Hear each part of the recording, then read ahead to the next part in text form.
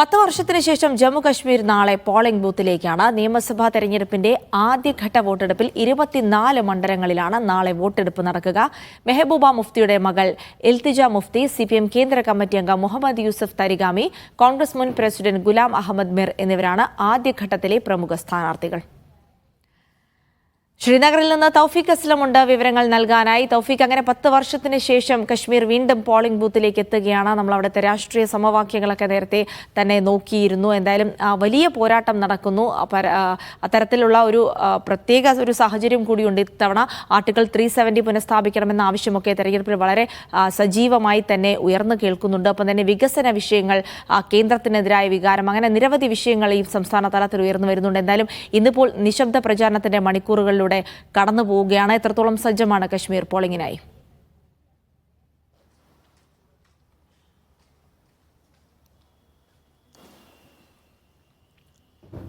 ജിൽസി, കശ്മീർ ആദ്യഘട്ട തെരഞ്ഞെടുപ്പിനെ പൂർണ്ണമായും സജ്ജമായിരിക്കുകയാണ്. കഴിഞ്ഞ ദിവസങ്ങളിൽ പലയിടങ്ങളിലായിട്ട് ഭീകരാക്രമണങ്ങൾ ഉണ്ടായിരുന്നു. ഇതിന്റെ അടിസ്ഥാനത്തിൽ കർശന സുരക്ഷ പോളിംഗ് ബൂത്തുകളിലടക്കം ഒരുക്കുകയും ചെയ്തിട്ടുണ്ട്. 24 മണ്ഡലങ്ങളാണ് ആദ്യഘട്ടത്തിൽ ജനവിധി എഴുതാനായിട്ട് ഇപ്പോൾ തയ്യാറായിരിക്കുന്നത്. അതിൽ പ്രധാനപ്പെട്ട മണ്ഡലങ്ങൾ ബിജു ബെഹ്റയുണ്ട്, മെഹബൂബ മുഫ്തിയുടെ മകൾ ഇൽത്തിജ മുഫ്തി മത്സരിക്കുന്ന ബിജു ബെഹ്റയുണ്ട്. അതോടൊപ്പം തന്നെ CPM കേന്ദ്ര കമ്മിറ്റി അംഗമായ യൂസഫ് തരിഗാമി മത്സരിക്കുന്ന കുൽഗാമുണ്ട്. അതോടൊപ്പം തന്നെ കോൺഗ്രസിന്റെ മുൻ ചീഫ് ജമ്മു കാശ്മീർ മുൻ അധ്യക്ഷൻ മത്സരിക്കുന്ന മണ്ഡലങ്ങളുണ്ട്. ഇത്തരത്തിൽ പ്രധാനപ്പെട്ട ചില മണ്ഡലങ്ങൾ ഉൾപ്പെടെ ആണ് ആദ്യഘട്ടത്തിൽ ജനവിധിക്കായിട്ട് ഇപ്പോൾ തയ്യാറായിരിക്കുന്നത്. എല്ലാ ഒരുക്കങ്ങളും പൂർത്തിയായതായിട്ട് തെരഞ്ഞെടുപ്പ് കമ്മീഷനും അറിയിച്ചിട്ടുണ്ട്. അവസാന ഘട്ടത്തിലും വലിയ രീതിയിലുള്ള പ്രചാരണങ്ങൾ മുന്നണികളുടെ ഭാഗത്തു നിന്നുകൊണ്ട് ഉണ്ടായിരുന്നു. ആരോപണ പ്രത്യാരോപണങ്ങൾ സജീവമായി നിന്ന ഒരു പ്രചരണ കാലം കൂടിയായിരുന്നു ആദ്യഘട്ടത്തേത്. പ്രധാനമായും നാഷണൽ കോൺഫറൻസും കോൺഗ്രസും സഖ്യത്തോടെയാണ് മത്സരിക്കുന്നത്. ആ സഖ്യത്തിനെതിരെ വ്യാപകമായിട്ടുള്ള വിമർശനങ്ങൾ മെഹബൂബ മുഫ്തിയുടെ PDPയുടെ ഭാഗത്ത് നിന്നടക്കം ഉണ്ടാവുകയും ചെയ്തിരുന്നു. PDP വലിയ രീതിയിലുള്ള പ്രതീക്ഷകൾ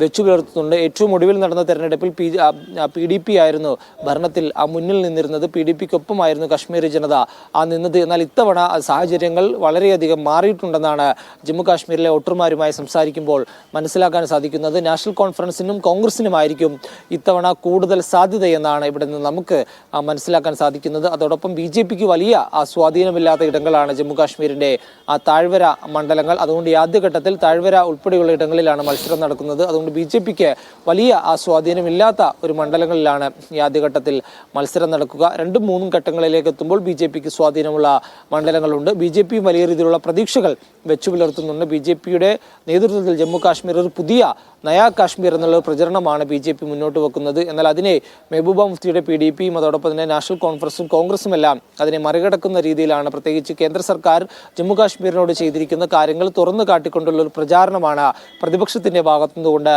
ഉണ്ടായിക്കൊണ്ടിരിക്കുന്നത്. ഇത് തങ്ങൾക്ക് ഗുണം ചെയ്യുമെന്നാണ് പ്രതിപക്ഷ പാർട്ടികൾ അവരുടെ ഒരു ആത്മവിശ്വാസം. എന്തായാലും ജനങ്ങൾ ആർക്കൊപ്പം നിൽക്കണമെന്ന കാര്യത്തിൽ അവരൊരു തീരുമാനം നേരത്തെ തന്നെ എടുത്തിരുന്നു. പ്രത്യേകിച്ച് ആർട്ടിക്കിൾ 370 റദ്ദാക്കിയതുമായി ബന്ധപ്പെട്ട്, സംസ്ഥാന പദവി ഇല്ലാത്തതുമായി ബന്ധപ്പെട്ടെല്ലാം വലിയ രീതിയിലുള്ള അമർഷങ്ങൾ ജമ്മു കാശ്മീർ ജനതയ്ക്ക് ഉണ്ട്. ഇതെല്ലാം ഈ തെരഞ്ഞെടുപ്പിൽ പ്രതിഫലിക്കുകയും ചെയ്യും.